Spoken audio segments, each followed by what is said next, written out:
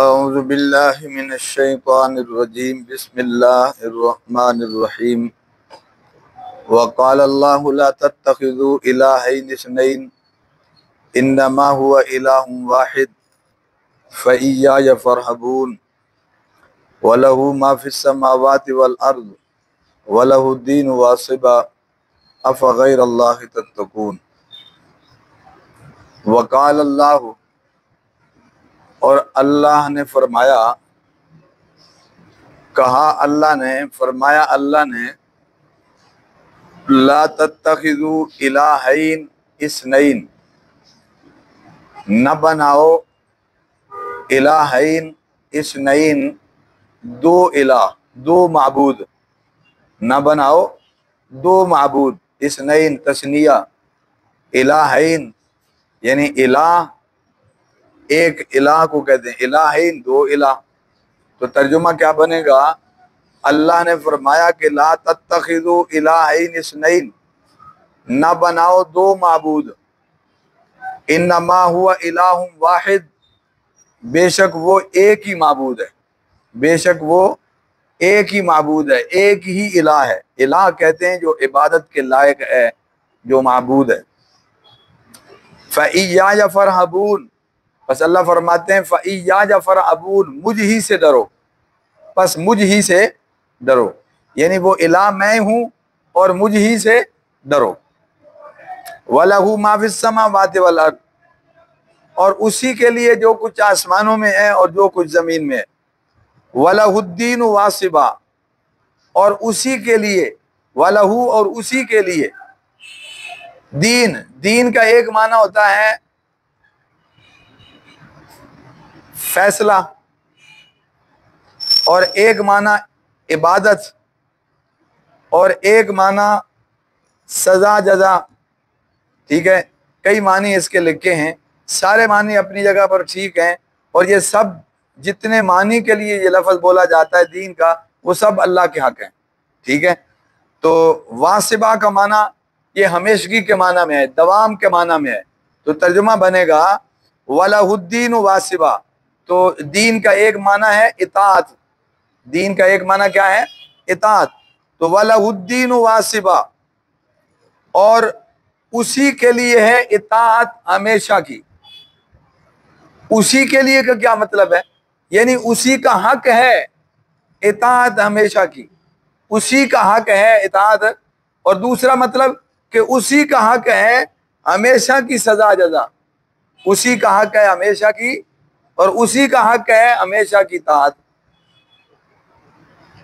افغیر اللہ تتقون، تو کیا پس اللہ کے علاوہ سے تم ڈرتے ہو؟ افغیر اللہ یعنی اللہ کے غیر سے ڈرتے ہو تم؟ کس سے ڈرنا چاہیے؟ اللہ سے، اس کا حق ہے نا، جب معبود وہ ہے تو عبادت اس کا حق ہے، تو ڈرنا بھی اسی سے چاہیے۔ تو افغیر اللہ تتقون، تو کیا اللہ کے غیر سے تم ڈرتے ہو؟ توجہ فرما لیں۔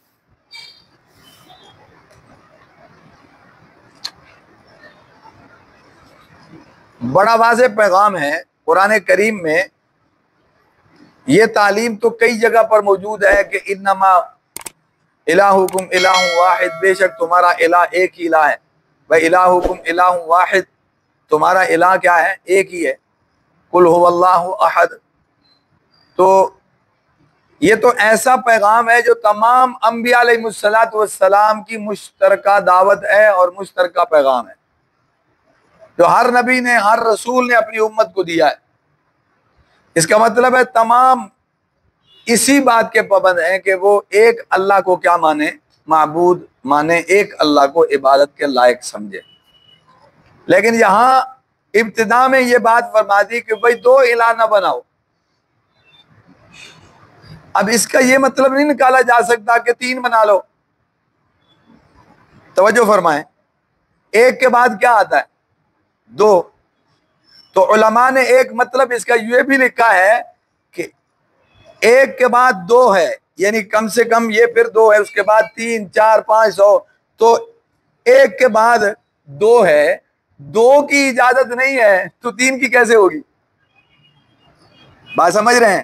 یعنی ایک ہی الہ ہے، دو کی بھی اجازت نہیں، جہاں 2 کی اجازت نہیں وہاں 3 کی ہوگی، کیا 4 کی ہوگی؟ تو مطلب کیا ہے؟ ایک ہی الہ ہے، 2 کی بھی گنجائش نہیں ہے۔ اور تیسری بات یہ بھی ہے کہ قرآن کریم میں اللہ نے عیسائیوں کے بارے میں، نصارہ کے بارے میں فرمایا کہ وَلَا تَقُولُوا ثَلَاثَةٌ، تم یہ نہ کہو کہ الہ کیا ہے؟ 3 ہے، یہ نہ کہو۔ اور اسی طرح مشرکین نے تو کئی رب بنا رکھے تھے، کئی الہ بنا رکھے تھے، اللہ کے ساتھ وہ اوروں کو شریک جو کرتے تھے، تو ان کی بھی نفی کر دی۔ تو اصل کیا ہے؟ جب ایک ہے تو پھر 2 کی بھی نفی ہے، اور 3 کی بھی نفی ہے، اور سینکڑوں کی بھی نفی ہے، اور ہزاروں کی بھی کیا ہے؟ نفی ہے۔ تو اس کا مطلب ہے ایک کے علاوہ جو جتنے بھی معبود مانے گا وہ باطل ہے، وہ جھوٹ ہے، وہ مشرک ہے، وہ اللہ کے ساتھ اوروں کو کیا کر رہا ہے؟ شریک کر رہا ہے، وہ اس کا عقیدہ ٹھیک نہیں ہے۔ الہ صرف کیا ہے؟ ایک ہے۔ اچھا، ایک اور بھی مفہوم نکلتا ہے جو علماء نے لکھا ہے کہ 2 کا کہہ کے کیوں فرمایا؟ یہ بھی کہا جا سکتا تھا کہ الہ ایک ہے، اس کے علاوہ کوئی الہ نہیں ہے، یہ مضمون بھی تو قرآن میں اور جگہوں پر آتا ہے، تو یہاں یہ کہنے کی ضرورت کیا پیش آئی کہ 2 نہ کہو، اور دوسری جگہ فرمایا 3 نہ کہو؟ تو اصل میں یہ ہے کہ چونکہ نصارہ 3 مانتے تھے کسی نہ کسی شکل میں، اور جو مجوسی ہے نا، مجوسی، وہ 2 مانتے ہیں، ایک خیر کا اور ایک کیا ہے؟ شر کا۔ تو وہ اپنے زوم میں 2 الہ بناتے ہیں، تو اس بنیاد پر گویا ان کی بھی نفی کر دی گئی اور نصارہ کی بھی کیا کر دی گئی؟ نفی کر دی گئی۔ اس لیے فرمایا کہ 2 الہ نہ بناؤ، الہ تو کیا ہے؟ ایک ہی ہے۔ سمجھ آ رہی بات جی؟ لہذا جب معبود ایک ہے، عبادت کے لائق ایک ہے، تو فَإِيَّايَ فَارْهَبُونِ، بس مجھ سے ڈرو، یعنی میرے حکموں کو مانو اور میرے عذاب سے ڈرو، میری پکڑ اور گرفت سے ڈرو۔ وَلَهُ مَا فِي السَّمَاوَاتِ، اسی کے لیے جو کچھ آسمان میں ہے، جو کچھ زمین میں ہے، وَلَهُ الدِّينُ وَاسِبًا، اور اسی کا حق ہے ہمیشہ کی بندگی۔ دیکھو علماء نے یہاں بھی یہ بات بھی لکھی ہے کہ وَلَهُ مَا فِي السَّمَاوَاتِ وَالْأَرْضِ، اور پھر فرمایا وَلَهُ الدِّينُ وَاسِبًا، بتایا یہ ہے کہ سب کچھ اللہ کا ہے۔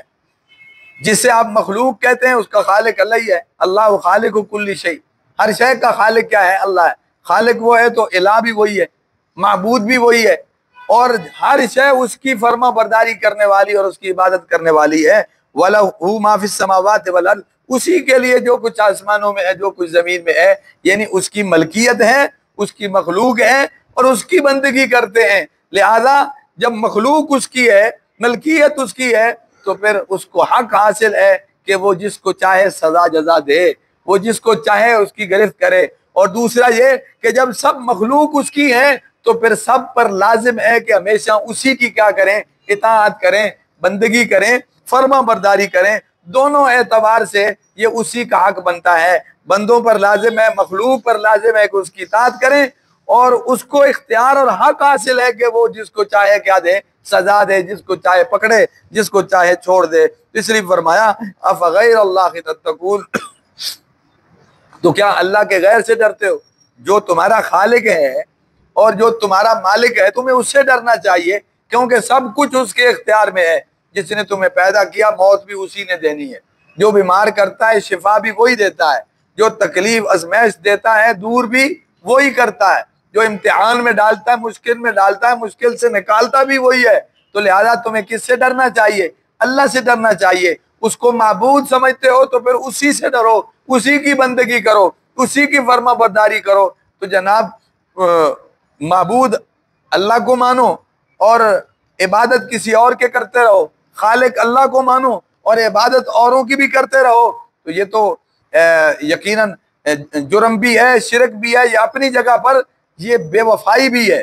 سمجھ آ رہی بات جی؟ اور یہ جو انسان کی تخلیق اور پیدائش کا مقصد ہے، یہ اس مقصد کے بھی کیا ہے؟ خلاف ہے۔ اللہ فرماتے ہیں وَمَا خَلَقْتُ الْجِنَّ وَالْإِنسَ إِلَّا لِيَعْبُدُونَ، کہ میں نے پیدا ہی جن و انس کو اپنی عبادت کے لیے کیا ہے۔ تو اس کا مطلب ہے اس کا مقصد تخلیق کیا ہے؟